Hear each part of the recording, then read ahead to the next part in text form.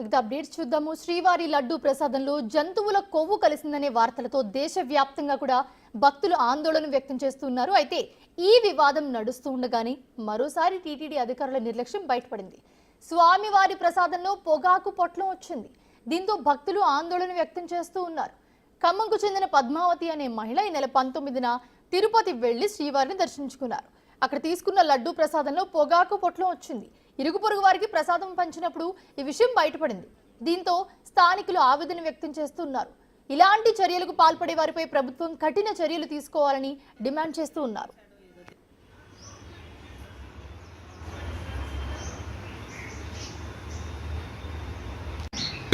మేము 19వ తారీఖు తిరుపతి వెళ్ళాం పద్మావతికి. 20వ తారీఖు దర్శనం చేసుకున్నాం. నైట్ తెల్లవారుజామున 3ంటికి ఇంటికి వచ్చామండి.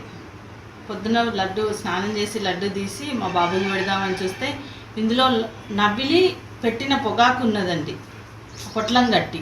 ఆ పొట్లం చూసి ఏంటో ఇది అనుకొని మా బాబుకు చూపిస్తే, ఇది చూద్దాం మమ్మీ, ఇది పొగాకు వాసన వస్తుందని చెప్పాడు. అంత గొప్ప దేవుడి దగ్గర ఇలాంటివి జరగడం కరెక్ట్ కాదు కదండి. మేము ప్రతి నెల వెళ్తున్నామండి అక్కడికి, ప్రతి నెల దర్శనం చేసుకుంటున్నాం. ఇప్పుడు 8వసారి అయిపోయిందండి మా దర్శనం. మేము 4గురం వెళ్తామండి. మొన్న 19వ తారీఖున మా మమ్మీ వాళ్ళు తిరుపతి వెళ్ళారు. 20వ తారీఖున దర్శనం అయ్యి 21వ తారీఖు రిటర్న్ అయ్యారు. ఇవాళ మార్నింగ్ లడ్డూలు ఓపెన్ చేసి చూస్తే ఆ లడ్డూలో అంబర్ ఒక ప్యాకెట్లో పెట్టి ఉన్నది. చాలా బాధగా అనిపిస్తుంది. ప్రతి నెల వెళ్తారు మమ్మీ వాళ్ళు. ఇలా ఇప్పుడు జరగలేదు, ఫస్ట్ టైం ఇలా జరిగింది. దీని గురించి ఆంధ్రప్రదేశ్ గవర్నమెంట్ కొంచెం సీరియస్ యాక్షన్ తీసుకోవాలి.